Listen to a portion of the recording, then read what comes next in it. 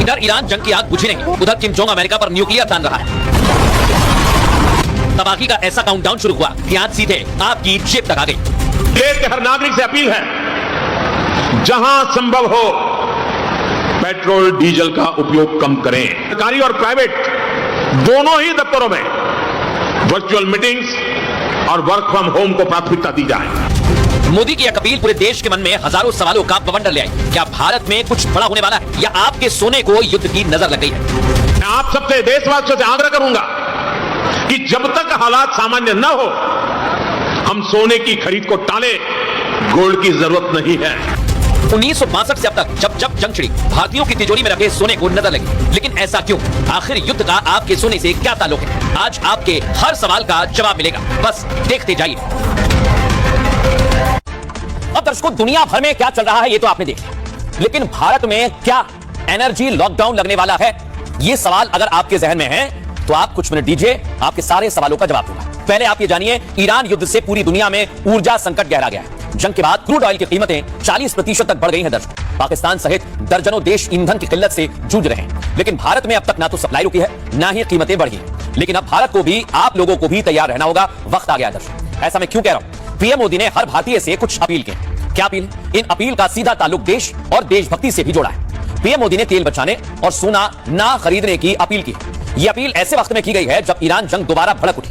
आपको बताऊं, यानी भारत को एनर्जी लॉकडाउन के लिए तैयार रहना होगा, क्योंकि अगर ऐसा नहीं किया तो महंगाई आसमान पर पहुंच जाएगी। ठीक उसी तरह जैसे 2012 तक पेट्रोलियम सब्सिडी क्राइसिस हुआ और 2013 आते आते भारत भयंकर आर्थिक ट्रैप में फंस गया। पेट्रोल और सोने का सीधा ताल्लुक विदेशी मुद्रा से जुड़ा हुआ है।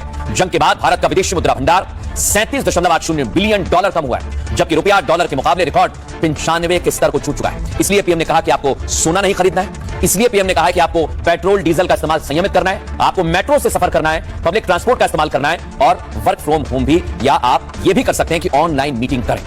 यह प्रधानमंत्री नरेंद्र मोदी ने कहा है। और इसके अलावा कौन सी अपील की है, सुनिए। गोल्ड यानी सोने की खरीद एक और पहलू है जिसमें विदेशी मुद्रा बहुत अधिक खर्च होती है, लेकिन देश हित में हमको यह तय करना पड़ेगा कि साल भर तक घर में कोई भी फंक्शन हो, कोई भी कार्यक्रम हो, हम सोने के गहने नहीं खरीदेंगे, सोना नहीं खरीदेंगे।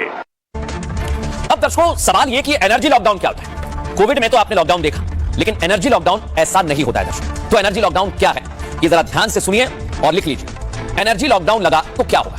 एनर्जी कंजम्पशन बचाने के लिए सख्त फैसले लिए जाएंगे दर्शकों, जैसे डीजल पेट्रोल बचाने के लिए जागरूकता अभियान शुरू होगा। हर वाहन पर 10 से 15 रुपए लीटर सप्ताह तक पेट्रोल सीमा लग सकती है भविष्य में। अभी ऐसा कुछ नहीं। देश भर में ऑड इवन सिस्टम भी लागू किया जा सकता है।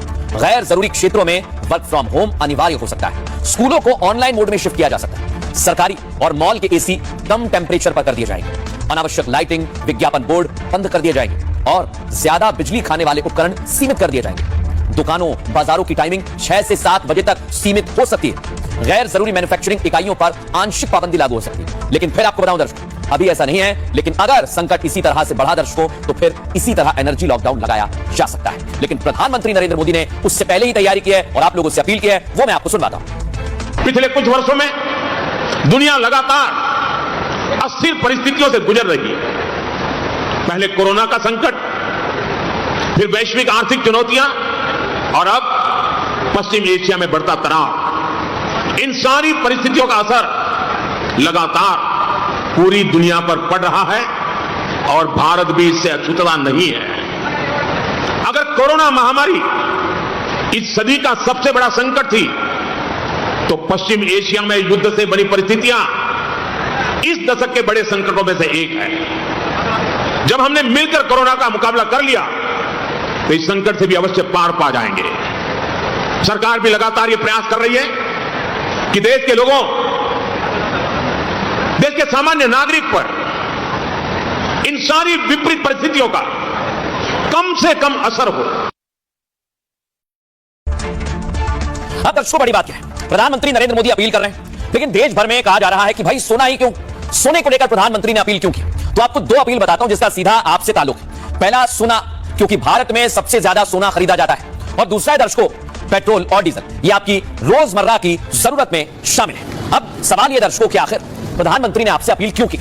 अपील अगर की है तो इसकी वजह क्या है? मैं आपको बताता हूं कि प्रधानमंत्री ने जो 7 अपील आपसे की है उसकी असली वजह क्या है, वो क्यों की गई। आइए आपको इसकी जानकारी देते हैं। प्रधानमंत्री की अपील और वजह आपके सामने है। सबसे पहले प्रधानमंत्री ने आपसे अपील की सोना आपको नहीं खरीदना है। इसकी वजह क्या है दर्शकों? विदेशी मुद्रा भंडार सरकार का बचेगा, देश का बचेगा। पीएम कहते हैं पेट्रोल डीजल का संयमित इस्तेमाल करें, उससे बचाएं। इसकी वजह भी दर्शकों क्या है? विदेशी मुद्रा इससे बचेगी। फिर पीएम कहते हैं आप सभी से कि आप वर्क फ्रॉम होम कल्चर को आगे बढ़ाएं। इससे क्या होगा दर्शकों? इससे ईंधन में बचत होगी। प्रधानमंत्री ने कहा पब्लिक ट्रांसपोर्ट को प्राथमिकता दें, चाहे वो बस हो या ट्रेन हो।